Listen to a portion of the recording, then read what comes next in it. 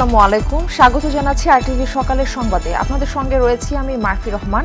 5 দিনের জোরের ইস্তেমার কাজ করতে এসে টঙ্গীর তুরাগ তীরে জুবায়ের ও সাতপন্থীদের মধ্যে সংঘর্ষে 3 জন নিহত হয়েছে। 11 রাত 2টার দিকে টঙ্গীর কামারপাড়া ও স্টেশন রোড সহ বিভিন্ন জায়গায় জুবায়েরপন্থীরা রাস্তার উপরে লাঠি সোটা নিয়ে বিভিন্ন জেলা থেকে আগত সাতপন্থীদের বাধা দেয়। এ সময় জুবায়েরপন্থীরা ইট পাটকেল ও আগুনের মশাল নিক্ষেপ করে। এ সময় দুই পক্ষের মধ্যে ধাওয়া পাল্টা ধাওয়া হয়। এ সময় ধারালো চাকু ও চাপাতি দিয়ে কয়েকজনকে আঘাত করা হয়। এতে 3 জন নিহত হন। নিহতরা হলেন বরগুনার তাজুল ইসলাম ও কিশোরগঞ্জের আমিনুল ইসলাম বাচ্চু। অপরজনের পরিচয় এখনও পাওয়া যায়নি। আহত অবস্থায় বিভিন্ন হাসপাতালে ভর্তি হয়েছে আরও শতাধিক মানুষ। এলাকায় উত্তেজনা বিরাজ করায় আইনশৃঙ্খলা রক্ষাকারী বাহিনীর সদস্য মোতায়েন করা হয়েছে। এ বিষয়ে সকাল 10টার দিকে উলামায়ে কেরাম ব্রিফিং করবেন বলে জানিয়েছেন মুফতি মুয়াজ বিন নূর।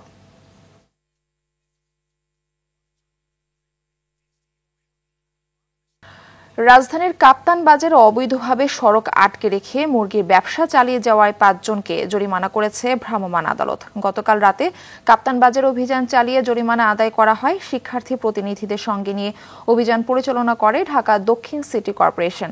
এ সময় আগামীতে অবৈধ দখলের বিষয়ে প্রশাসনকে আরও কঠোর হওয়ার আহ্বান জানান শিক্ষার্থীরা। রিপোর্ট করছেন সুফিয়ান ফারাবি। ধারাবাহিক কয়েকবার সতর্কতার পরও রাজধানীর গুরুত্বপূর্ণ পয়েন্ট কাপ্তান বাজারে মহাসড়ক দখল করে দীর্ঘদিন ধরে মুরগির ব্যবসা চলছে। এতে ওই এলাকায় দেখা দেয় তীব্র যানজট। বিষয়টি কর্তৃপক্ষের নজরে আনেন শিক্ষার্থীরা। ফলে গতরাতে অভিযান পরিচালনা করে সিটি কর্পোরেশন। এখানে মুরগি বাজারের জন্য একটি নির্দিষ্ট বাজার আছে। একই সাথে আমাদের সিটি কর্পোরেশন থেকে ফ্লাইওভারের নিচে 2টি অংশে মুরগি বাজার স্থাপনের জন্য জায়গা ইজারা দেওয়া আছে। সেটির বাইরে কোনোভাবেই কেউ যেন প্রতিবন্ধকতা তৈরি করতে না পারে এবং রাস্তা যেন সম্পূর্ণরূপে ফ্রি থাকে, সেই জন্য আমরা এই অভিযানটা পরিচালনা করেছি এবং ভবিষ্যতে নিয়মিতভাবেই এই অভিযান পরিচালিত হবে ইনশাআল্লাহ। অন্যদিকে ভুল স্বীকার না করে উল্টো নিজেদের পক্ষে যুক্তি দেখান অবৈধ দখলদাররা। যে মার্কেটের ভিতরে এখানে সুযোগ নেই, রাস্তা ছাড়া। ইরশাদ মার্কেটের পেছনে এখনো যায় দেখেন কচুরি পানা দিয়ে ভরা, পানি জমছে। ওইটা তো মার্কেটের কাজ হইতেছে, কাজ কমপ্লিট না হলে আমরা যাবো কই? খামারিরা আমার আর কি নিয়ে আসছে বলছেন, খামারি কার ঘরে দেবে না দেবে তা তো আমরা সঠিক বলতে পারবো না। আমি দীর্ঘদিন যাবত চলতেছে অবৈধভাবে, আমরা এটা অবগত না। এখন যেহেতু আমরা অবগত, আমরা সরাই দিতেছি। ইনশাল্লাহ কালকে থেকে আমরা আর বসবো না। বাজারটা তো আজকের না, এটা 50 বছর থেকে বাজারটা আসতেছে। 50 বছর থেকে আমাদের একটা জায়গা ব্যবস্থা করে দেয়। অভিযান শেষে সর্বমোট 5 জন ব্যবসায়ীকে 5,000 টাকা করে 25,000 টাকা জরিমানা করা হয়। সেই সাথে নেওয়া হয় মুচলেকা। গুলিস্তান কাপ্তান বাজারের সামনে সেই সড়কটা সিন্ডিকেট এবং অবৈধ দখলদার যারা, ওরা অবৈধভাবে দখল করে এই জায়গাটা ব্যবহার করছিল, ওদের ব্যবসা করতেছিল। অনেকটা ইঁদুর বিড়ালের খেলার মতো আর কি জিনিসগুলো চলে। এখন পরবর্তীতে যেন তারা ভবিষ্যতে না বসতে পারে, সেভাবে যেন আমরা সবসময় যেন সজাগ থাকি এবং প্রশাসন যেন সজাগ থাকে, সেদিকে খেয়াল রাখতে হবে বলে। সুফিয়ান ফারাবি, আরটিভি, ঢাকা। জুলাই বিপ্লবের পর বাংলাদেশের সনাতন ধর্মাবলম্বীদের নিয়ে ভারতের বিভিন্ন মিডিয়া প্রোপাগান্ডা ও প্রচারণা ভালো চোখে দেখছেন না সাভারের সংখ্যালঘু সম্প্রদায়ের নেতারা। 5 আগস্টের পর হিন্দুদের পরপর 2টি বড় ধর্মীয় উৎসব শান্তিপূর্ণ ও উৎসব মুখরভাবে পালন করেছে তারা। এরপরও ভারতের মিথ্যা তথ্য প্রচারকে উস্কানিমূলক বলে মনে করছেন তারা। সাভার থেকে জিয়াউর রহমান জিয়ার পাঠানো প্রতিবেদন, জানাচ্ছেন নুসরাত জাহান সিন্ধি। জুলাই আগস্টের ছাত্র জনতার আন্দোলনের পর সাভার সহ সারা দেশে হিন্দু সম্প্রদায় পরপর 2টি বড় ধর্মীয় উৎসব পালন করেছে বেশ শান্তিপূর্ণ পরিবেশে। ধর্মকর্ম, ব্যবসা বাণিজ্য সহ দৈনন্দিন কার্যক্রম শান্তিপূর্ণভাবেই চালিয়ে যাচ্ছে এদেশের সংখ্যালঘু সম্প্রদায়ের লোকজন।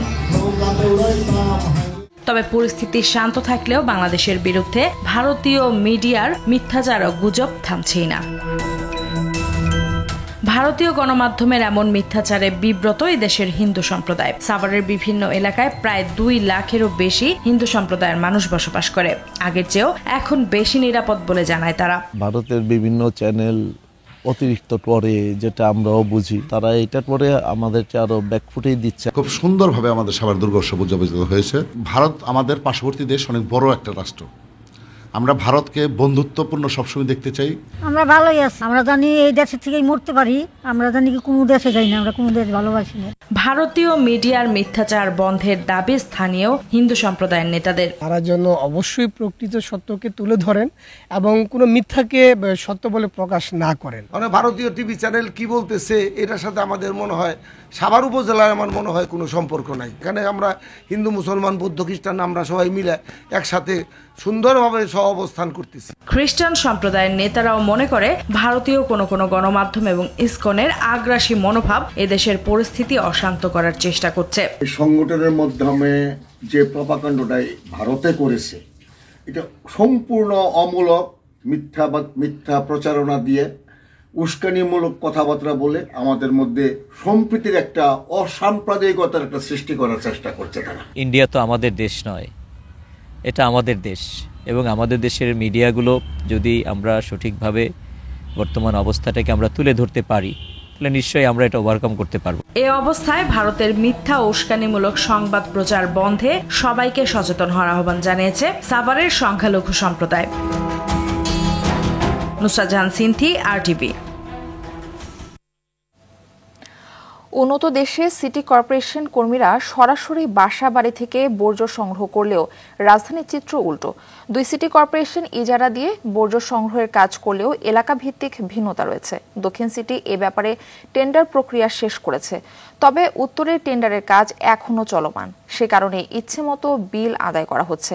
রাজধানীর বর্জ্য ব্যবস্থাপনা নিয়ে সাকিবুর রহমানের ধারাবাহিকের আজ থাকছে প্রথম পর্ব। ছবি তুলেছেন জহিরুল ইসলাম। বাসাবাড়ি বা রেস্তোরাঁর বর্জ্য অপসারণের মূল দায়িত্ব নগর কর্তৃপক্ষের হলেও তারা এ দায়িত্ব দিয়েছে তৃতীয় পক্ষকে। নগরবাসী হোল্ডিং ট্যাক্সের সঙ্গে সিটি কর্পোরেশনকে পরিচ্ছন্নতা কর দিলে বর্জ্য সংগ্রহের জন্য তৃতীয় পক্ষকেও আলাদা টাকা দিতে হয়। এলাকা ভেদে এই ময়লার বিলও কম বেশি হয়। সিটি কর্পোরেশনের লোকবল কম থাকার অজুহাতে আর সুষ্ঠুভাবে কাজ করার কথা বলে বর্জ্য বাসা থেকে সেকেন্ডারি ট্রান্সফার স্টেশন বা STS এ পৌঁছে দেয় ইজারা নেয়া কোম্পানি। বিনিময়ে প্রতি ফ্ল্যাট থেকে অন্তত 100 টাকা করে নেওয়া হয়। দক্ষিণ সিটি কর্পোরেশনের আওতাধীন কয়েকটি এলাকায় নির্ধারিত টাকায় বর্জ্য নেওয়া হয়। 1000 টাকা আগে ছিল, এখন 1000 টাকা আছে। 10টা ফ্ল্যাট, 33টা বাড়ি আছে, প্রতি ফ্ল্যাট প্রতি 120 টাকা করে, 100 টাকা থেকে 20 টাকা বাড়াইছে। উত্তর সিটিতে টেন্ডার প্রক্রিয়া চলমান। 100 টাকা নেয়ার কথা থাকলেও এলাকা ভেদে আদায় করা হচ্ছে 2 থেকে 300 টাকা পর্যন্ত। আমাদের আগে নিতে হলো আপনার 3000 নিত, এখন নেওয়া হলো 3900 টাকা, 200 করে, এখন ধরছে 300 করে আর কি। এই ময়লা বাণিজ্যে কেন এত আগ্রহ? পট পরিবর্তনের পর সবাই কেন এর নিয়ন্ত্রণ নিতে তৎপর? অকপটে ভেতরের খবর জানালেন আবর্জনা সংগ্রহকারকদের একজন। আগে আওয়ামী লীগের লোকেরা করতে, এখন বিএনপি লোকেরা করতেছে। তখন যারা 4টার দখল লয় ওরাই টাকা তুলে, ওরাই সব একজনের একটা ওয়ার্ড দেয় আর কি, একজনের তো পুরো ওয়ার্ড দিয়ে দেন। এটারা মনে রাখেন যে গুলশান সাইড নিতে টাকা দিয়ে নিতে। নগরবিদরা বলছেন এর পুরো দায়িত্ব সিটি কর্পোরেশনের, তবে রাজনৈতিক প্রভাব আর আর্থিক কারণে এসবের নিয়ন্ত্রণ দেয়া হয়েছে বেসরকারি খাতে। বর্জ্য কিন্তু সিটি কর্পোরেশনের একটা ইনকামের সোর্স হতে পারতো। এমনিতেই সিটি কর্পোরেশন কিন্তু তার আইন বলে এবং সে তার যে হোল্ডিং ট্যাক্স নেয়, সে কারণে বর্জ্য ব্যবস্থাপনাটা তার দায়িত্বের অংশ। এখন বর্জ্য কালেকশনের নামে যেটা হয় সেটা হচ্ছে একটা নৈরাজ্য হয়। যে যেভাবে পারে বর্জ্যের একটা ইজারা নিয়ে নেয়, ইজারা নিয়ে তারপরে তার মতো করে পুরো সিস্টেমটা সে রেগুলেট করে এবং সেখানে অনেক টাকা ইনকাম করে। রাজনীতির সাথে যারা সংযুক্ত বা পরিবার পরিজন কিংবা কাউন্সিলরের লোকজন, তারা এটা কিন্তু পুরোপুরি তাদের টাকা কালেকশনের উপায় হিসেবে এটাকে দেখতো। জনগণের প্রতি দায়বদ্ধতা দেখে বর্জ্য অপসারণের সুষ্ঠু পরিকল্পনা না নিলে সিটি কর্পোরেশন নাগরিকদের কাছে ন্যূনতম আস্থার জায়গাটাও হারাবে বলে মনে করেন বিশেষজ্ঞরা। সাকিবুর রহমান, RTV, ঢাকা।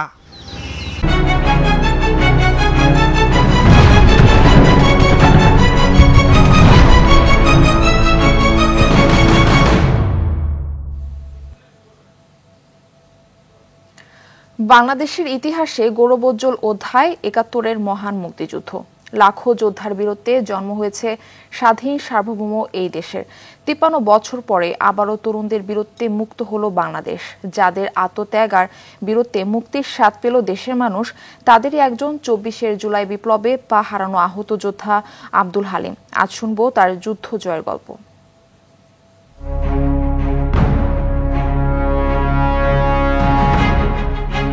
আমি কয়েকদিন টিভিতে দেখছি যে আন্দোলন হচ্ছে, মেধা নিয়ে আন্দোলন করতেছে। এক সময় মনে হলো যে আমারও তো 2টা মেয়ে আছে, শিক্ষিত হইতেছে, তাদেরও তো একদিন চাকরির দরকার পড়বে। এরকম একটা চিন্তা ভাবনা করে আমার 2-3 জন বন্ধু বান্ধব দোকানেই বসে রয়েছি।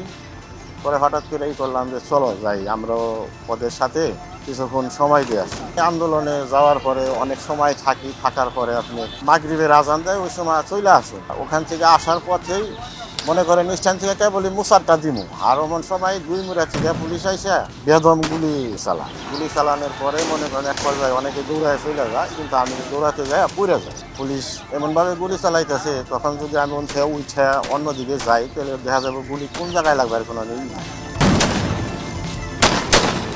তারপর আমি ওখান থেকে উঠি না, এক পর্যায়ে পুলিশ আইসা আমারে ধরে ফেলে কিছু বলার সুযোগই দেয় না। কিছু বলার সুযোগ না দিয়ে আমার লগেই থেকে গুলি দেবে। তারপরে কিছু লোক আইসা আমার ওখান থেকে মেডিকেলে নিয়ে আসে। মেডিকেলে নিয়ে আসার পরে মেডিকেলে ভর্তি হই, সেখানেও অনেক গ্যাঞ্জাম। পুলিশে চিকিৎসা করবার দিব না, অপারেশন থিয়েটারে নিয়ে গেলে বলে যে না, এই পাও তো রাখা হইব না। পরে ওই দিন আর আমরা অপারেশন করবার দেয় নাই। তার পরের দিনটা ওই ডাক্তারে আমার পা অপারেশন করে, পা কেটে দেয়। 15-16 বছর মানুষের কথা বলার সুযোগ দেয় নাই, মানুষ কথা বলতে পারে নাই। এখন তো নতুন বাংলাদেশ হয়েছে, সবাই কথা বলতে পারতেছে, কথা বললাম।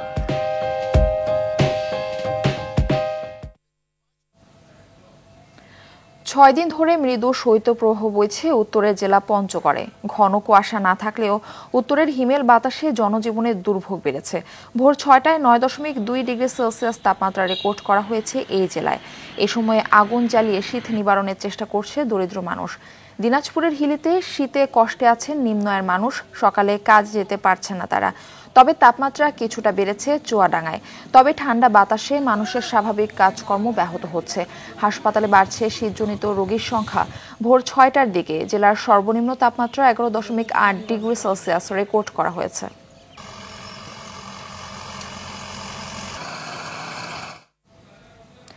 এ বিষয়ে আরো জানাতে পঞ্চগড় থেকে আমাদের সঙ্গে সরাসরি যুক্ত হচ্ছেন সহকর্মী হারুনুর রশিদ।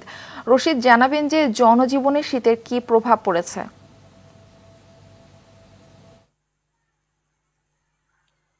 জি মারফি, প্রথমেই জানিয়ে রাখি যে আজকে শীতকালের কিন্তু 3য় দিন, পৌষের 3 তারিখ, পৌষ মাস চলছে। তো শীতকালের শুরু থেকেই আমরা দেখেছি যে পঞ্চগড় জেলায় কিন্তু মৃদু শৈত্যপ্রবাহ বয়ে যাচ্ছে। গত 6 দিন ধরে এখানে মৃদু শৈত্যপ্রবাহ বয়ে যাচ্ছে। তাপমাত্রার কথা যদি বলা যায়, আমরা সকাল 6টায় এখানে 9.2 ডিগ্রি এবং তাপমাত্রা কমে গিয়ে কিন্তু সকাল 9টায় এখানে 8.8 ডিগ্রিতে নেমে এসছে, অর্থাৎ 8-এর ঘরে নেমে এসেছে তাপমাত্রা। যদিও তাপমাত্রা অনেকটাই কমে গেছে, তবে আমরা যে পরিস্থিতি আজকে লক্ষ্য করছি সেটি যে সকাল থেকেই এখানে সোনালি রোদ উঠেছে, তবে রোদের তীব্রতা কিন্তু অনেকটা কম। আরেকটি বিষয় জানিয়ে রাখি যে যদিও রোদ উঠেছে, কুয়াশা নেই, তারপরেও কিন্তু আমরা দেখছি যে ধান ক্ষেত এবং রাস্তাঘাটে শিশির বিন্দু ছুঁয়ে আছে এবং বিভিন্ন ঘাস লতা পাতায় কিন্তু কুয়াশা পড়ে আছে। এই পরিস্থিতিতে সকাল থেকেই আমরা দেখেছি যে যারা শীত উপেক্ষা করে এখানে নিম্ন আয়ের খেটে খাওয়া মানুষ আছে, তারা কিন্তু ঘর থেকে বেরিয়েছে। কিছুটা তাদের জন্য একটা স্বস্তিদায়ক পরিবেশ এখানে বিরাজ করছে। তো আজকে যদি বলা যায় যে ঘন কুয়াশার দাপট নেই, তবে গতকালকেও কিন্তু আমরা ঘন কুয়াশা দেখিনি, তবে কিন্তু কনকনে বাতাস, এখানে বাতাসের আর্দ্রতা কিন্তু 77% এবং 7 থেকে 8 কিলোমিটার বেগে কিন্তু এখানে উত্তরের হিমেল বাতাস বয়ে যাচ্ছে। এই কারণেই কিন্তু এখানে কনকনে ঠান্ডা এবং শীত অনুভূত হচ্ছে। তো শীত এলেই এখানে আমরা দেখি যে দরিদ্র অসহায় মানুষের কিছুটা দুর্ভোগ পারে। তবে এবার আমরা পঞ্চগড় জেলা প্রশাসক সাবেত আলীর সাথে কথা বলেছিলাম, তিনি জানিয়েছেন যে 2000-এর বেশি শীতবস্ত্র বিতরণ করা হয়েছে। তবে তিনি আবার এখানকার যে বিত্তবান মানুষ আছে তাদেরকেও কিন্তু আহ্বান করছেন দরিদ্র অসহায় শীতার্ত মানুষের পাশে দাঁড়ানোর জন্য। তো এখন পর্যন্ত সব মিলিয়ে বলা যায় সোনালি রোদ উঠেছে, তবে সেই সাথে কিন্তু 7 থেকে 8 কিলোমিটার বেগে বাতাস বয়ে যাচ্ছে। এই কারণেই কনকনে ঠান্ডা অনুভূত হচ্ছে। তো মারফি, এই ছিল আমার কাছে পঞ্চগড় থেকে শীতের সর্বশেষ। মারফি, ধন্যবাদ আপনাকে। ভূমি রেকর্ডে ঘাপলা, নেই পরিবেশের ছাড়পত্র। আবারও পাহাড় কাটার প্রমাণ পেয়েছে চট্টগ্রাম উন্নয়ন কর্তৃপক্ষ CDA। 2020 সালে পরিবেশ অধিদপ্তরের জরিমানা এবং জানুয়ারিতে সিটি কর্পোরেশনের অভিযানেও বন্ধ হয়নি নির্মাণ কাজ। এভাবে একটি পাহাড় কেটে সাবার করে দিয়েছে স্বপ্নিল ফ্যামিলি ওনার্স ডেভেলপার। চট্টগ্রাম থেকে সাইফুল মাহমুদের পাঠানো তথ্যচিত্রে বিস্তারিত জানাচ্ছেন ইমরুল কায়েস। জায়গাটি জামাল খান এসএস খালেদ রোডে গ্রিন ল্যাজ ব্যাংকের পাহাড় বলে পরিচিত। আসকার দিঘির পূর্ব পার Jamal Khan press club, SS Khaled road ও হেমসেন লেনের মধ্যবর্তী প্রায় আধা বর্গ কিলোমিটার এলাকাটি একটি পাহাড়। এর চূড়ায় অনেক আগে একটি বাংলো থাকার অজুহাতে 1985 সালের দিকে বিএস জরিপে বাড়ি হিসেবে রেকর্ড করা হয়। কিন্তু বাস্তবে এটি পাহাড় বাড়ি শ্রেণীর ভূমি নয়। শুধু ভূমির রেকর্ডে বাড়ি থাকায় 86 শর্তে 17 তলার 3টি টাওয়ার নির্মাণের অনুমোদন দেয় চট্টগ্রাম উন্নয়ন কর্তৃপক্ষ। 2020 সালে প্রথম পাহাড় কাটার দায়ে অভিযান চালিয়ে 28 লাখ টাকা জরিমানা করে পরিবেশ অধিদপ্তর। গেল জানুয়ারিতেও অভিযান চালিয়ে কার্যক্রম বন্ধ করেন চট্টগ্রাম সিটি কর্পোরেশনের নির্বাহী ম্যাজিস্ট্রেট চৈতি সর্ববিদ্যা। কমলা শ্রেণীভুক্ত, বাট এটার বিল্ড আপ এরিয়া 5000 বর্গ মিটারের কম হওয়ায় এটা আমাদের আর কি ছাড়পত্রের আওতাভুক্ত না। দৃশ্যমান বিষয়ে আমরা এনফোর্সমেন্ট কার্যক্রম করেছি এবং পরিবেশ সংরক্ষণ আইন 1995 7 ধারা অনুযায়ী 28 লক্ষ টাকা ক্ষতিপূরণ আরোপ করা হয়েছে এবং তা আদায় করা হয়েছে। তবে পরিবেশ সংরক্ষণ বিধিমালা 2023 অনুসারে অবস্থানগত ছাড়পত্র ও পরিবেশগত ছাড়পত্র থাকা বাধ্যতামূলক।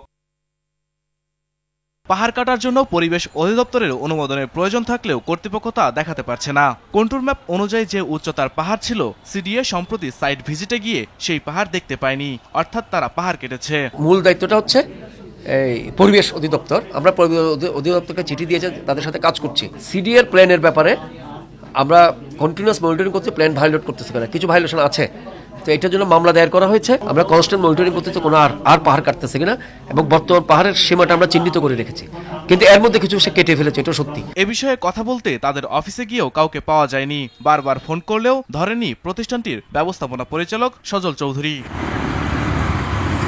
ইমরুল কায়েস, আরটিভি। সকালের সংবাদ এ পর্যন্তই। মধ্যাহ্নের সংবাদ দুপুর 12টায় দেখার আমন্ত্রণ রইল। ধন্যবাদ সবাইকে।